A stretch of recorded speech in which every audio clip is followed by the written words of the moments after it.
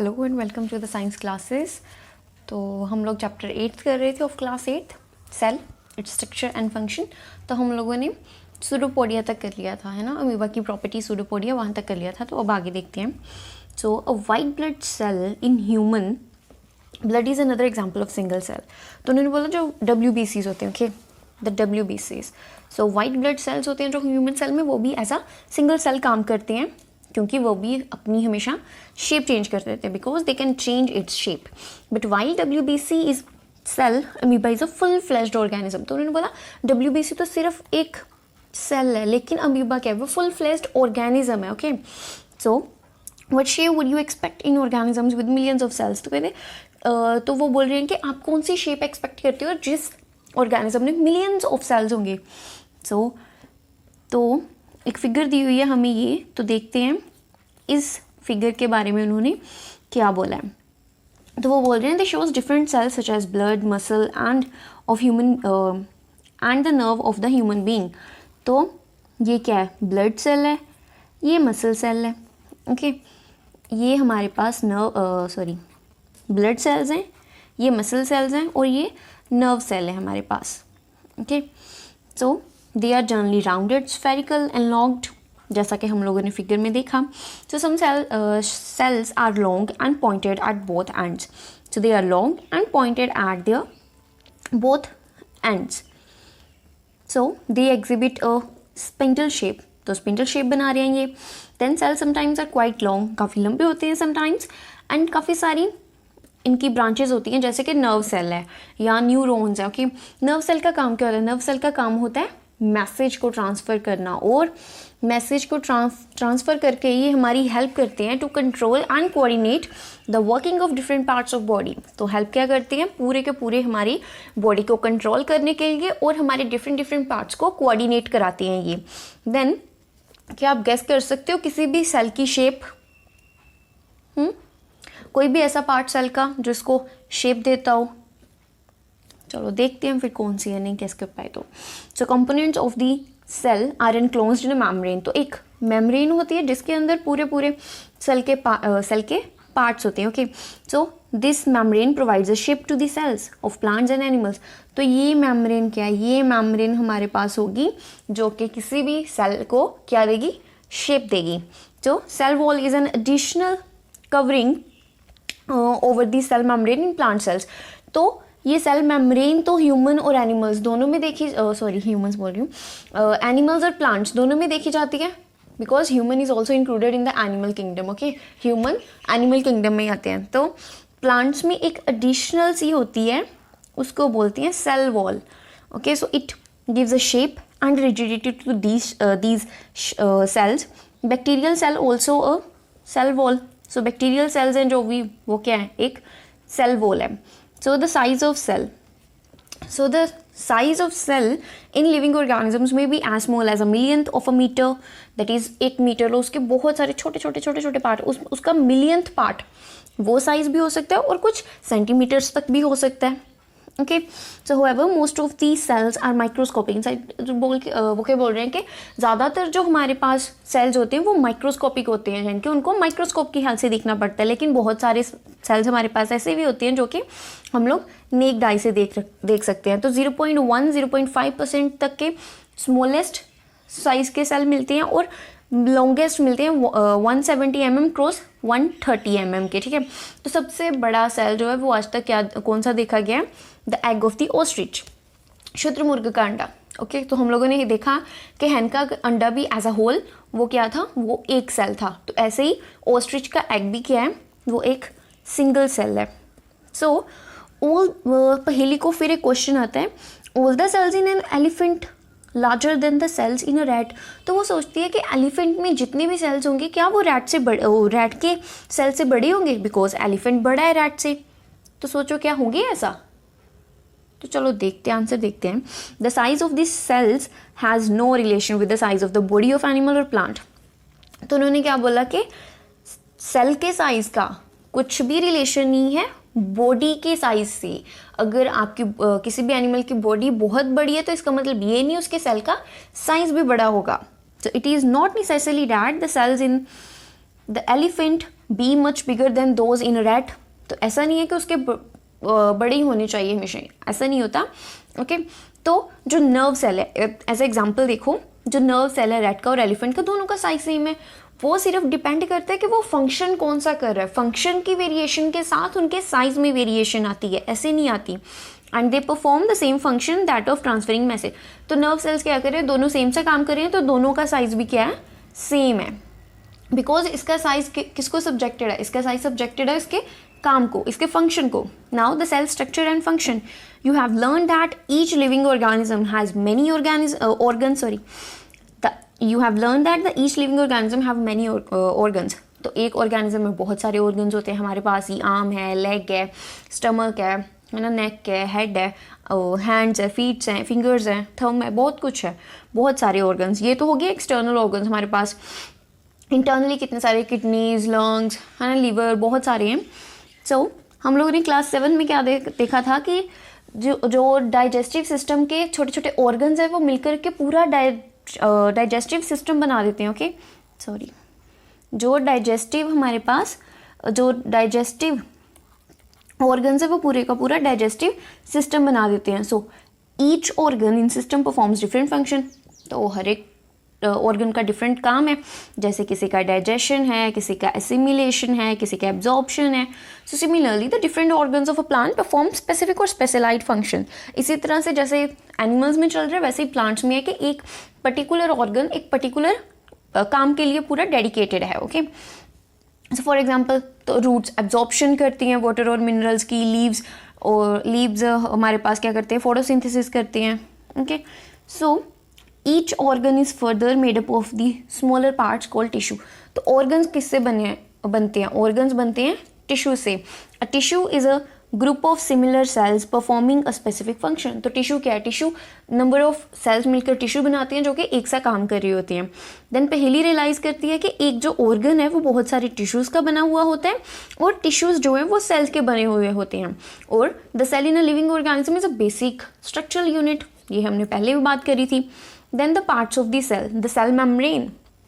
Cell membrane क्या है, जो शेप देती है किसी भी सेल को। So the basic components of a cell are cell membrane, cytoplasm and nucleus।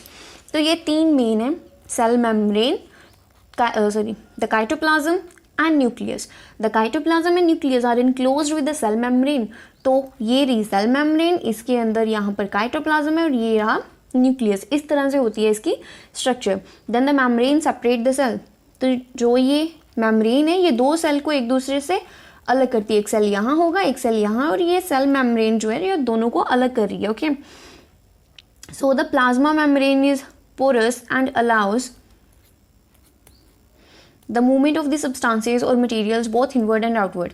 जो प्लाज्मा मेम्ब्रेन है उसके अंदर सब्सटेंस जा भी सकते हैं और बाहर भी आ सकते हैं। The boundary of the onion cell is the cell membrane. तो बाउंड्री है जो अनियन सेल की वो क्या है, cell membrane, which is covered by another thick covering called the cell wall. तो ये देखो ये क्या है, ये सेल मेम्ब्रेन, और इसके ऊपर ही एक छोटी सी और कवरिंग होगी, वो कौन सी होगी, वो होगी सेल वॉल की, बिकॉज प्लांट है। The central dense surrounded body in the centre is called nucleus. ये रहा न्यूक्लियस, और ये जो बाकी का पार्ट है ये क्या होगा, ये हो गया cytoplasm, which is a jelly-like structure। So the jelly-like structure between the nucleus and the cell called is cytoplasm। So तो अभी बूझो ये जानना चाहते हैं कि प्लांट्स में भाई सेल वॉल्स क्यों हैं, जब एनिमल्स में नहीं है तो प्लांट्स में क्यों है। So you have learned earlier that the cell membrane gives a shape to the cell। In addition to cell membrane there is an outer thick. तो उन्होंने बोला आप देख रही हो कि शेप कौन दे रही है, सेल मेम्ब्रेन दे रही है, लेकिन उसके साथ एक सेल वॉल है वो भी प्लांट के सेल्स में पाई जाती है। सो ये एडिशनल सराउंडिंग क्यों होती है सेल मेम्ब्रेन के आसपास, to protect the protection to the plants. Plant के सेल्स की प्रोटेक्शन के लिए होती है, बिकॉज जो प्लांट है उसको प्रोटेक्शन की ज़रूरत होती है against the starvations in temperature, high speed winds, atmospheric moisture etcetera. तो ये सब जो हार्श कंडीशंस हैं उनको उनमें सर्वाइवल करने के लिए सेल मेम्ब्रेन के साथ साथ सेल वॉल भी बहुत ज़रूरी होती है प्लांट्स में. So they are expose to these variations because they cannot move. वो मूव नहीं कर सकते लेकिन एनिमल्स मूव कर सकते हैं. उनको उन हार्श कंडीशंस में रहना ही पड़ेगा, लेकिन एनिमल्स मूव कर जाते हैं. ओके, हम लोगों ने कल ही देखा था माइग्रेटरी स्पीसीज. सो इस वजह से वो हमेशा होती है उनमें.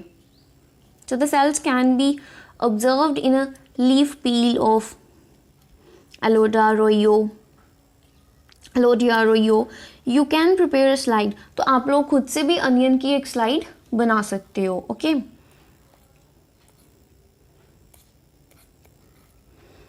तो अब यहाँ पर अच्छे से उन्होंने दिया हुआ है हमारे पास ह्यूमन चीक सेल्स.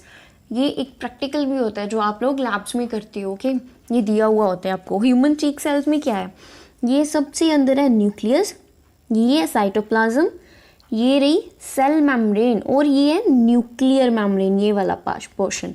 ओके, ये वाला पार्ट क्या है, nuclear membrane. Nuclear membrane nucleus और साइटोप्लाज्म दोनों को अलग कर रही होती है. So cytoplasm is a jelly like substance present between the cell membrane and the nucleus. ठीक है, हम लोगों ने देखा सेल मेम्ब्रेन थी, सॉरी साइटोप्लाज्म था, वो सेल मेम्ब्रेन और न्यूक्लियस दोनों को अलग कर रहा है. इसके बहुत सारे वेरियस कंपोनेंट्स होते हैं जैसे कि organelles of cells are present in the cytoplasm. Organelles present होती हैं साइटोप्लाज्म में. These are mitochondria, Golgi bodies, ribosomes, etc. You will learn about them in later classes. तो बोल रहे हैं आने वाली क्लासेस में देखोगे. तो माइटोकॉन्ड्रिया तो सबको पता है, the power house of the cell, जिससे पूरा सेल पावर लेता है. माइटोकॉन्ड्रिया ये कहाँ पर प्रेजेंट होता है, ये प्रेजेंट होता है साइटोप्लाज्म में. Now the nucleus, it is an important component of the living cell. Nucleus बहुत इंपॉर्टेंट कंपोनेंट है. It is generally spherical and located in the centre of the cell. देखा हमने यहाँ पर, है ना, ये देखो, ये है, ये क्या है, ये है पूरा न्यूक्लियस. ओके, और ये बिल्कुल सेंटर में लाई कर रहा है और बिल्कुल स्फेरिकल है.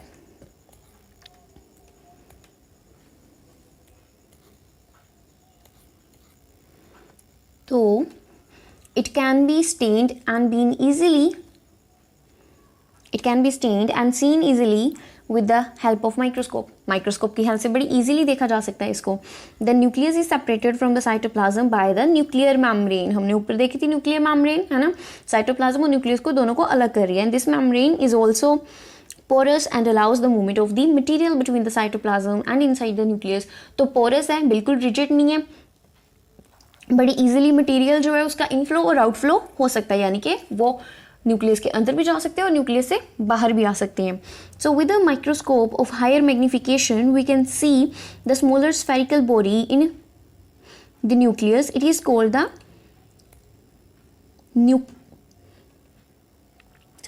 we can see a smaller spherical body in the nucleus. It is called the nucleolus. ये उसके भी अंदर एक बहुत छोटा सा पार्ट होता है. Okay, so in addition nucleus contains, ये क्या लिखा है भाई, thread like. Okay, in addition the nucleus contains thread like structure called the chromosomes. These carries genes and help in inherited or transfer of characters from the parents to the offsprings. The chromosomes can be seen only when the cell divides. तो इनमें क्या होते हैं, chromosomes होते हैं nucleus के अंदर, और क्रोमोसोम में क्या होता है, क्रोमोसोम में होते हैं जीन.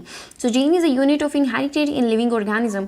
तो इसमें क्या है, इसमें इनहेरिटेड जनरेशन की इंफॉर्मेशन होती है जो कि एक जनरेशन के दूसरी जनरेशन को चली जाती है. पेरेंट्स से उनके ऑफस्प्रिंग्स को चली जाती है. जैसे आपके फादर की आइज़ अगर ब्राउन होगी तो हो सकता है आपकी आइज़ भी ब्राउन हो.